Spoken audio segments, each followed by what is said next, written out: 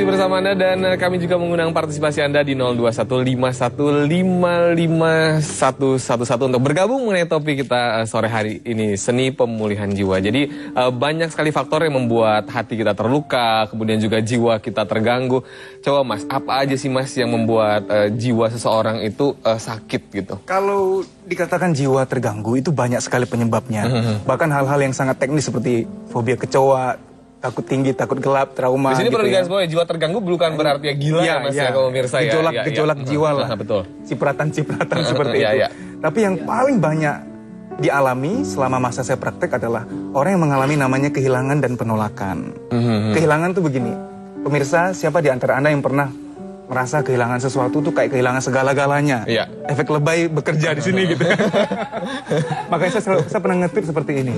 Don't respond to a problem lebayly gitu ya. Oh iya. Ya karena ketika kita kehilangan sesuatu, seolah-olah sesuatu itu lebih penting dari diri kita. Sama-sama kita susah tidur, nggak mau makan, nggak mau kerja. Insomnia. Kok kayaknya handphone gue yang hilang itu lebih berharga dari diri gue sendiri gitu ya. Nah, kita padahal uang bisa dicari ya Mas, secara logika gitu. Itu orang yang sebenarnya kurang sayang sama diri sendiri. Lebih sayang sama handphone. Tapi kalau seandainya kehilangan handphone, kalau seandainya orangnya itu kehilangan sesuatu yang sangat berharga, kayak misalkan pekerjaan atau orang yang dia sayangin kayak kehilangan orang tua, itu mungkin akan lebih susah ya. Kehilangan orang tua, saya sangat meyakini kita sedih sangat wajar. Karena kalau kita nggak sedih, dipertanyakan kasih sayang. Sedih dan depresi itu, atau nggak usah orang tua lah, kehilangan orang yang kita sayangin, bisa mungkin dia meninggalkan kita, atau mungkin putus atau perceraian dan lain-lain. Setiap kasus beda konteksnya. Sebagai contoh, kalau kita kehilangan seseorang yang kita cintai, maaf, beliau meninggal, kita harus merasakan kerinduan terdalam beliau terhadap kita. Kalau beliau masih bisa ditanya, beliau senang nggak lihat kita sedih sih? Saya selalu bilang, kalau ayahmu meninggal, saya tanya, kamu sayang nggak sama ayah kamu? Sayang. Menurut kamu, papi kamu sayang nggak sama kamu? Iya dong. Kamu pengen nggak bahagiain ayah kamu? Pengen dong. Boleh nggak saya berkata bahwa cara terbaik untuk membuat papimu bahagia adalah biarkan dia melihat kamu bahagia.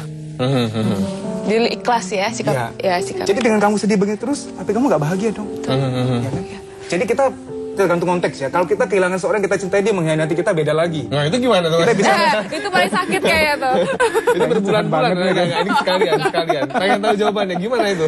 Ya, jadi gini, kita bisa tanda kutip ya, mensugesti diri sendiri mengatakan bahwa kiri saya, masa depan saya, kebahagiaan saya lebih penting dari apa yang dia lakukan. Bukan dari dia loh ya. Kalau kita membuat sugesti salah, saya lebih penting dari dia, itu bahaya. Kita jadi ego tuh. Oh, jadi sombong ya? Sombong, jangan. Ya. Masa depan saya, kebahagiaan saya, itu lebih penting, lebih tinggi, lebih mahal, lebih besar dari apa yang dia lakukan. Jadi menghargai diri sendiri ya, bukan malah jadi arogan gitu. Karena orang yang cukup menyayangi dirinya sendiri, dia nggak akan mudah sedih untuk hal-hal yang nggak penting gitu. Karena dia penting gitu. Betul. Nanti kita cari lagi ya. Betul. Baik, saya sapa pemirsa yang sudah menelpon. Halo, selamat sore.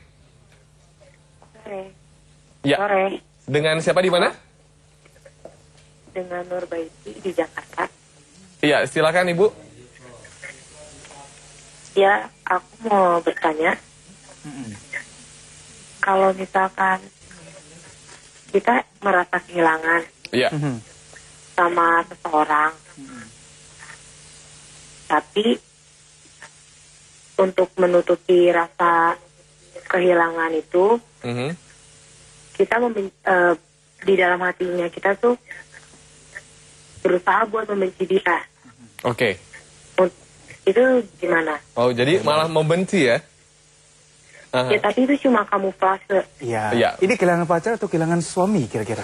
Enggak, karena satu konteksnya. Ya. Pacar? Pacar. Oke. Baik, terima kasih.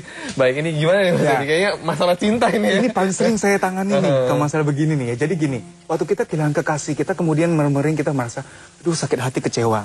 Sekarang pilih mana? Tuhan tunjukin sekarang atau Tuhan tunjukin nanti? Oke. Udah menikah baru ketahuan nggak benernya. Udah punya anak lagi, lebih sakit kan ya? Iya.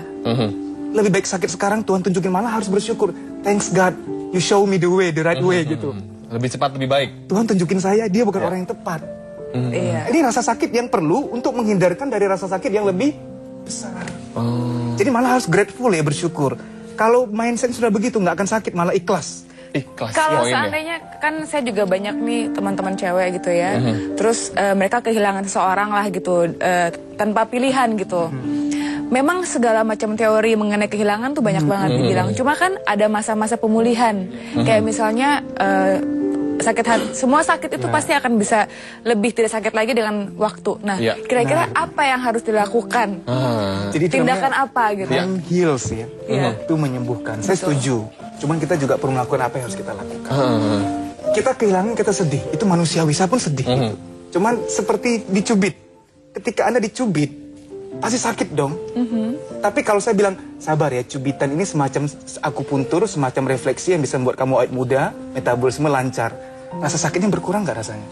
Iya, motivasi diri ya, harus motivasi. Kadang-kadang kita terlalu mempertanyakan, malah tambah sakit. Aduh, kenapa sih begini, kenapa kok begitu gitu ya. Ini tergantung konteksnya. Terkadang galau itu hasil dari terlalu banyak bertanya. Overthinking. Terlalu banyak gitu. Terlalu banyak mikir mulai. Tapi kadang-kadang nggak usah bertanya, jalin aja deh.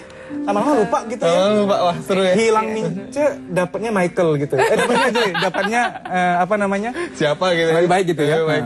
Nanti kita lanjutin lagi ya. Terus. Pemirsa jangan kemana-mana karena Beranda masih akan tetap kembali. Tetap di JAK TV.